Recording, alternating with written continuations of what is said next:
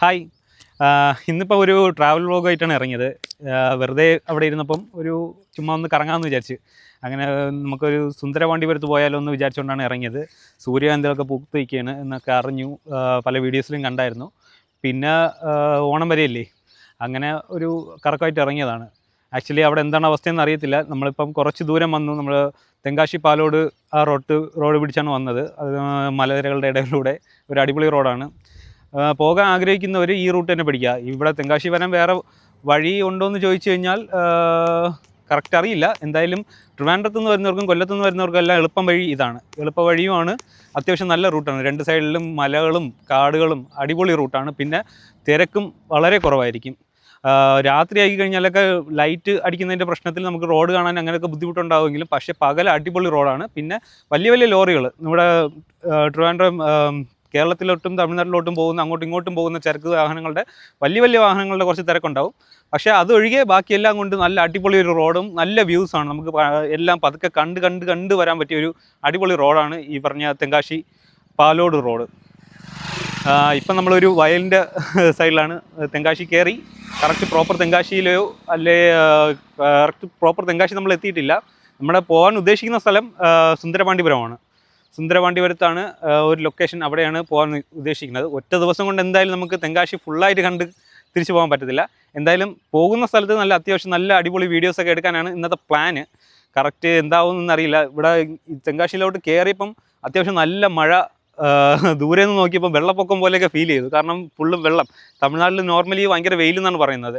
ആ ഒരു പ്രതീക്ഷയിലാണ്. കാരണം ട്രിവാൻഡ്രത്ത് നിന്നപ്പം ഇപ്പം ട്രിവാൻഡ്രത്തും കേരളം മൊത്തത്തിൽ മഴയുടെ പ്രശ്നങ്ങളും കാര്യങ്ങളും പറയുന്നുണ്ട്.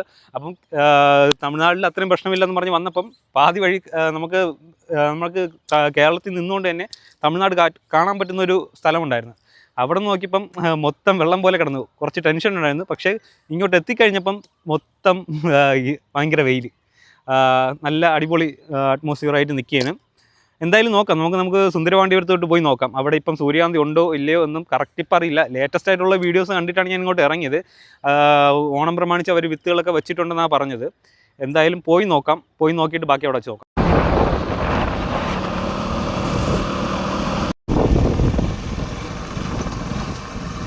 അങ്ങനെ അവസാനം നമ്മൾ സുന്ദരപാണ്ഡിപുരത്ത് എത്തിക്കുകയാണ്. ഭാഗ്യത്തിനോടെ സൂര്യകാന്തികളെല്ലാം ഉണ്ട്.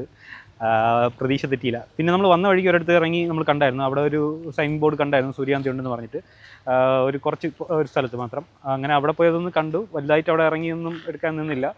പിന്നെ ചുറ്റിനും ബാക്കിയുള്ള കൃഷിയും കാര്യങ്ങളൊക്കെയാണ് ഇവിടെ ഉള്ളത്. ഇവിടെ എല്ലാവരുടെയും ജീവിതമാർഗ്ഗം എന്ന് പറയുന്നത് കൃഷി തന്നെയാണ്.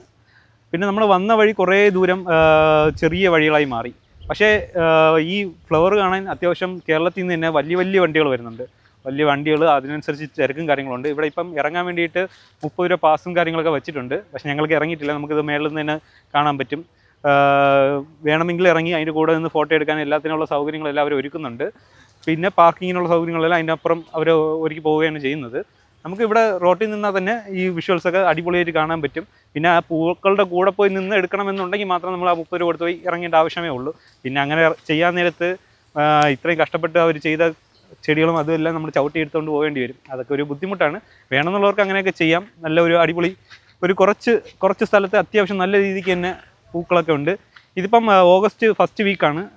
ഓണമൊക്കെ ആകുമ്പം ചിലപ്പോൾ എനിക്ക് തോന്നുന്നു കുറച്ചും കൂടി ഏരിയകളിലോട്ട് ചെയ്യാൻ സാധ്യതയുണ്ട്. ഇപ്പോൾ വന്നാലും ഇനി അങ്ങോട്ട് വന്നാലും എന്തായാലും വെക്കേഷൻ ടൈം കഴിയുന്നതിന് മുന്നേ വന്നു കഴിഞ്ഞാൽ അത്യാവശ്യം നല്ല വീഡിയോസും നല്ല വിഷ്വൽസും നല്ല രീതിക്കുള്ള കാഴ്ചകളും കാണാനുള്ള അവസരം നമുക്കുണ്ടാവും. ഇങ്ങോട്ട് വരുന്നതോറും മഴയും കാര്യങ്ങളൊന്നുമില്ല. ഇവിടെ അത്യാവശ്യം നല്ല വെയിലാണ്. ഇവിടെ മഴ പെയ്തിട്ടുള്ള ഒരു അറ്റ്മോസ്ഫിയറൊന്നും കാണുന്നില്ല. അത്യാവശ്യം നല്ല വെയിലുള്ള ഒരു സ്ഥലം തന്നെയാണ്. പിന്നെ തിരുവനന്തപുരത്ത് നിന്ന് ഏകദേശം ഒരു 100-120 കിലോമീറ്റർ അത്രയും ദൂരമുണ്ട് നമുക്കിവിടെ വരാൻ. പോകാനാണെങ്കിൽ പോലും 240 കിലോമീറ്ററോളം ദൂരമുണ്ട്. പിന്നെ പറഞ്ഞതുപോലെ തന്നെയാണ് നല്ല വഴികളാണ്. വരുന്ന വഴികളൊക്കെ അടിപൊളി വഴികളാണ്.